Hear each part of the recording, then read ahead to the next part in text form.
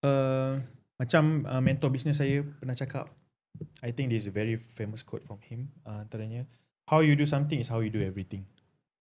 So regardless lah business ke, career you ke, anything you buat, actually basically benda tu berbalik kepada you sebagai seorang manusia.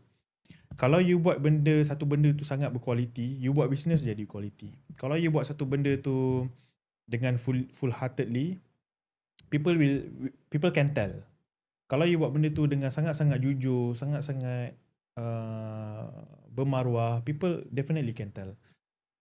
I always I want to inspire people by what I do.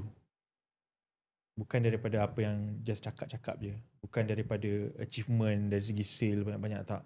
But what I do. I hope people see the process instead of what I achieve.